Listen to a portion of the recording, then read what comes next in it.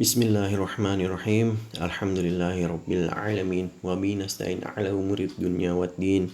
Wassalatu wassalamu 'ala asrofil anbiya'i wa mursalin wa 'ala alihi washabihi ajmain. Asyhadu an la ilaha illallah wahdahu la syarikalah wa asyhadu anna Muhammadan abduhu wa rasuluh alladzi ma la nabiyya ba'da. Allahumma shalli wa sallim wa barik ala sayyidina Muhammad wa ala ali sayyidina Muhammad kama shallaita ala sayyidina Ibrahim wa ala ali sayyidina Ibrahim fil alamin innaka Hamidum Majid. Rabbi zidna ilma warzuqna fahma. Pada video kali ini saya akan mencoba membahas mengenai tanda baca yang biasa kita gunakan dalam baca Al-Qur'an.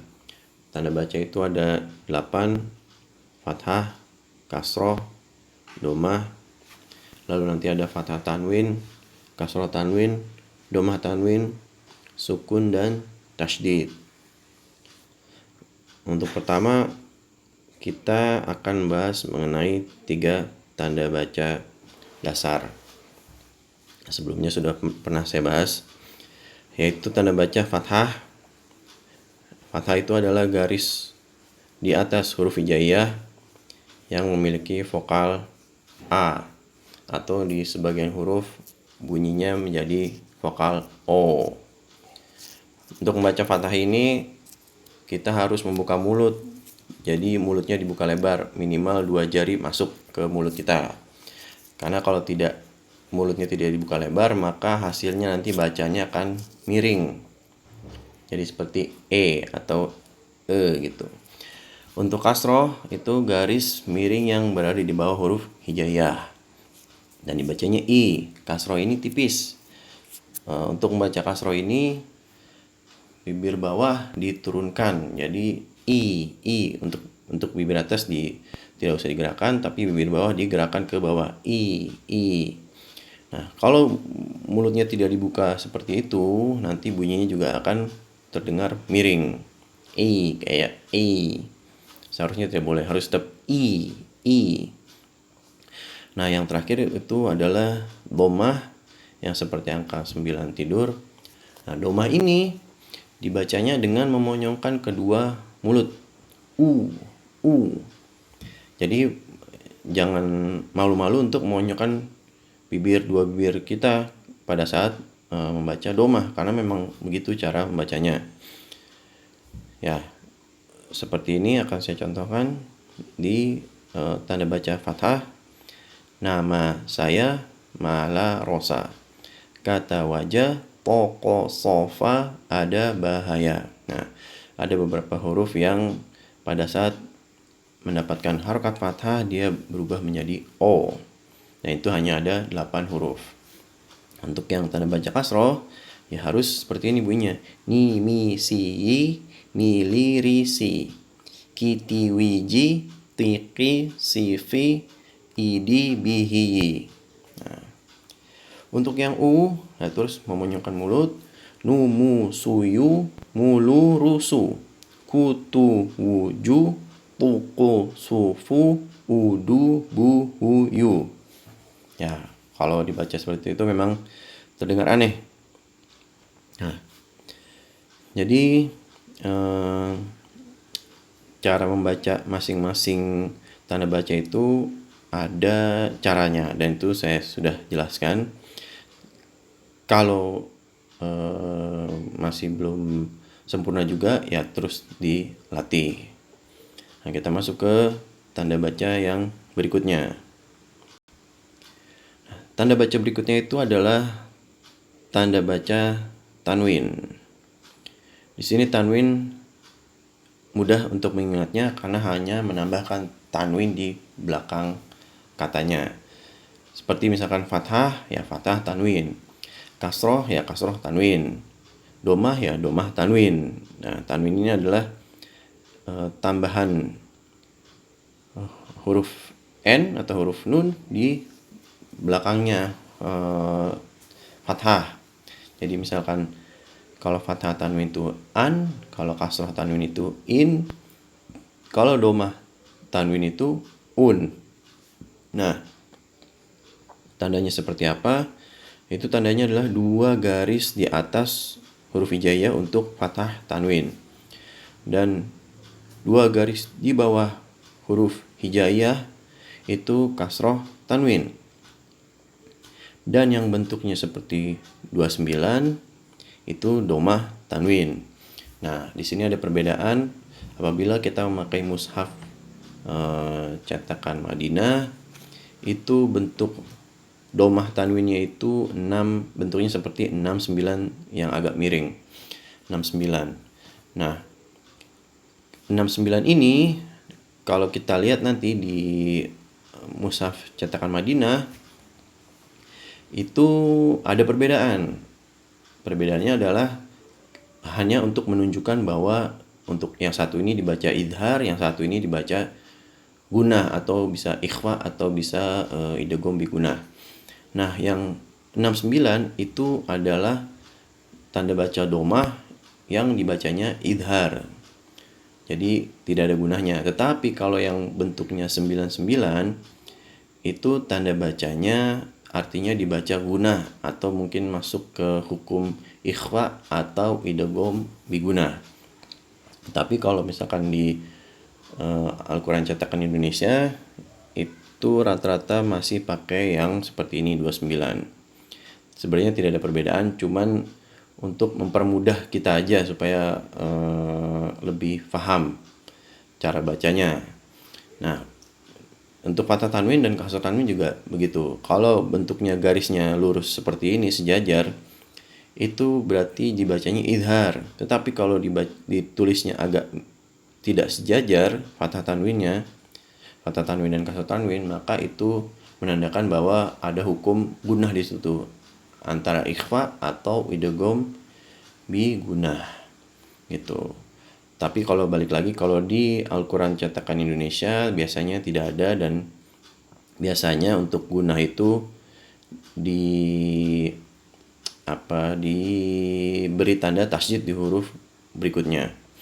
Itu jadi lebih dengan menggunakan tanda tasydid untuk menunjukkan bahwa ini dibaca gunah. Nah, bagaimana cara bacanya? Kalau fathah tanwin itu contoh yang huruf ba, baban. Nah, baban gitu. Nah, untuk fathah tanwin di sini ada perbedaan antara kasroh tanwin dan domah tanwin. Fathah tanwin itu pasti akan mendapatkan huruf alif setelah huruf hijaiyahnya. Kenapa? Karena memang seperti itu secara kaidah. Tapi hanya dua huruf yang tidak mendapatkan pada saat fathah tanwin tidak mendapatkan huruf alif, yaitu hamzah dan ta marbutoh gitu. Jadi kalau ta marbutoh pasti dia tidak mendapatkan alif setelahnya. Ini cara bacanya gitu. Baban, bibin, bubun. Ban, bin, bun. Roron, ririn, ririn, rurun, ron, rin, run. Nah, untuk ro ini juga ada cara membaca yang berbeda antara ro berfathah, ro berkasroh, dan ro berdomah. Kalau kasroh itu tipis, ri. Kalau ro berfathah itu tebal, ro. Begitu juga dengan ro yang domah, ru itu tebal. Itu sedikit aja tambahan. Nah, ini seperti ini. Kalau misalkan cara baca ini hanya tinggal ditambahkan tan saja. Tan, tin, tun. Kalau huruf ta, kalau tadi kita sudah mencoba huruf ini. Tatan, titin, tutun. Jadi hanya seperti itu, hanya menambahkan n di belakangnya. Nah, di sini hamzahnya diberi alif, tapi pada prakteknya nanti pada saat di Al-Quran hamzah fathah tanwin itu tidak ada alifnya, atau mungkin hanya sebagian ada alif, sebagian lagi tidak, wallahu a'lam. Nah, ini untuk tanwin. Kita akan masuk ke tanda baca berikutnya, yaitu sukun. Untuk tanda baca sukun, di sini juga ada perbedaan antara mushaf cetakan Madinah dengan cetakan Indonesia. Kalau cetakan Madinah itu dia menggunakan huruf tanda sukun itu seperti C pipih. Tapi kalau di cetakan Indonesia itu menggunakan bulat seperti angka 5 Arab. Nah, untuk ini cara membacanya hanya di hurufnya dimatikan saja. Contoh, misalkan ama lalu mendapatkan sukun menjadi am. Jadi tidak ada vokalnya. Nah, seperti ini im, dan seperti ini Nah, contoh langsung sini aja. Amthala, umthila, imthalu. Itu jadi semuanya dimatikan apabila mendapatkan tanda baca sukun. Kun fayakun, kun fayakunu. Kun fayakunu.